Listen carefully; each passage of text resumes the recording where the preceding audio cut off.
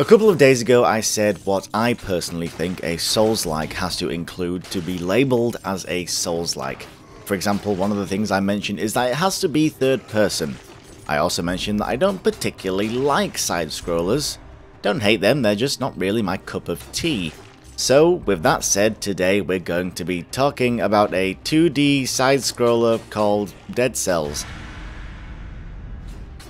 I haven't gone back on what I perceive as Souls-like, but when the developers themselves state that it's, well, just that, I'm not going to argue with them. So, what's Dead Cells? Well, let's have a gander at what they describe it as on their website. They've got a few paragraphs, so I'll just read a couple of them out. Dead Cells is a roguelike, Castlevania-inspired action platformer allowing you to explore a sprawling, ever-changing castle, assuming you're able to fight your way past its keepers. To beat the game, you'll have to master 2D Souls-like combat with the ever-present threat of permadeath looming. Roguevania. Intense 2D action with the adrenaline-pumping threat of permadeath in a castle full of cuddly creatures. Non-linear progression, unlock new levels with every death, take a new path, tired of the stinking sewers, why not take the ramparts, Souls-like combat, pattern-based bosses and minions, weapons and spells with unique gameplay, roll your boat gently down the stream, exploration, secret rooms, hidden passages, charming landscapes, a fine place for a holiday. Now, with me being not so familiar with this genre, I can't personally pull comparisons from other outside games within this realm, but people have put this in the Metroidvania subgenre of action-adventure games, and well, for obvious reasons. But before we get into the nitty-gritty, I just wanted to talk about briefly the history behind the game. Dead Cells, the idea has been in circulation for around 10 years. Developed by Motion Twin and self-published, Dead Cells I think started as a game titled Hordes Zero, and it was a free-to-play mobile game which was focused on co-op, exploration, and tower defense. Sounds like the perfect mobile game, right? Fast forward and Horde Zero turned into Dead Cells, but Dead Cells at this point was still a free-to-play zombie tower defense mobile game, and after they took some time away from it to work on their other mobile games. And now, skipping forward to 2016, work began on the new and reformed Dead Cells, after the folks over at Motion Twin were sick of working on mobile games, stating they, quote, had enough of the game and were considering a murder-suicide pact if they had to spend one more minute on it, end quote. Which is perfectly understandable. I'm sure I'd feel the same way if I had to work on fucking mobile games. But anyway, the new reformed Dead Cells, no longer a mobile game, no longer free to play, no longer zombie tower defense, it's now a completely different game. A 2D roguelike, procedurally generated, early access game. But hold, I'm happy to say that even though I'm not a fan of side-scrollers like I mentioned, Dead Cells is fucking awesome. Coupled with the beautiful art style used here to depict numerous variations of lands and the creatures, the combat is just so satisfying. It was the first thing I noticed when I sat down to play it. There's a massive skill gap. You can take your time through a level, or you can rush through it, blazing through the enemies using all the tools at your disposal, and it feels so freaking good. Also, the soundtrack is beautiful.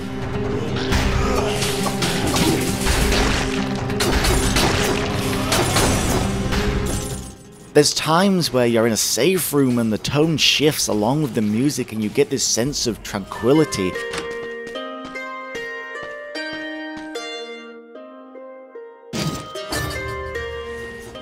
The pieces just fit so well together, the combat, the visuals, the sound. I just want to mention something, and it wouldn't be a Paragon video without a little rant now, would it? But it's not even about the game, it's actually about one of the reviews listed on their Steam page. Laura Dale from Let's Play Video Games said, quote, a beautifully colourful and detailed 2D roguelike that took level design tips from Castlevania. Okay, sounding pretty good.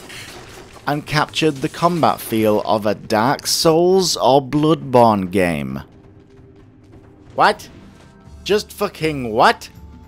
No, just no. How does this feel anything like this, were we even playing the same game? Don't believe any reviewer that says the combat feels like Dark Souls, because it just fucking doesn't. But that's not to say the combat in Dead Cells is bad, in fact it's fun as hell. The only comparison to Souls is what the devs have stated, and that's pattern-based bosses and enemies. But even with that said, isn't that every fucking boss in every video game ever? Why has Souls-like been attached to that? In fact, why has it been attached to this game? Nearly every reviewer has stated comparisons to Dark Souls or Bloodborne, and it's ridiculous. And I just don't see it at all. Admittedly, maybe my idea of Souls-like is too close-minded, I'll give you that.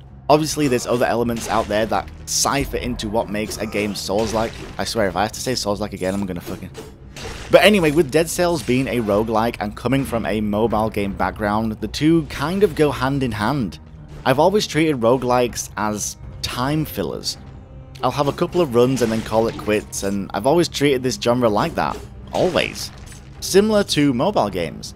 I'm not saying I particularly play mobile games, but when I've dabbled, it's normally been me sat on the loo after spending the night eating takeout.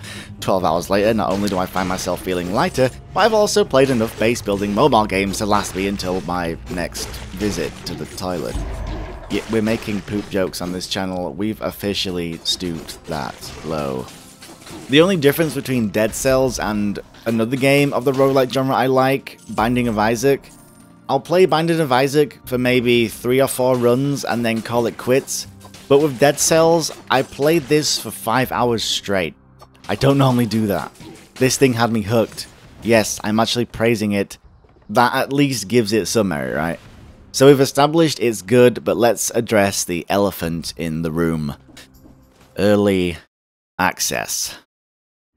It's shit, isn't it? The system as a whole, but it does let for games like this to seep through the cesspool of early access, which is fantastic. So what do Motion Twin have in store for Dead Cells? Well, it's actually kind of refreshing, because what's in Dead Cells now I would class as an actual finished game. Sure, there's bugs, but in my 6 hours playtime I haven't ran into a single one.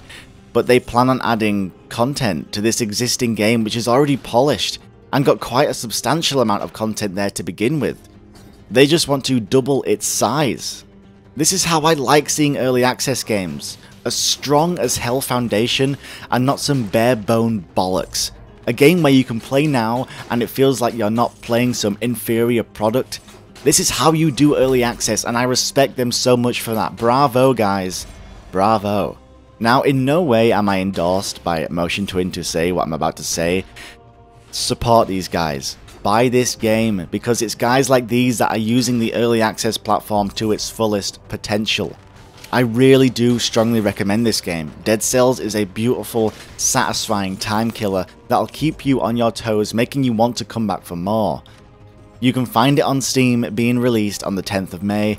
Doesn't have high system requirements, so you should be able to run it on pretty much anything. Now, excuse me folks, I'm gonna go play more Dead Cells. I've been Paragon. Take care, everyone.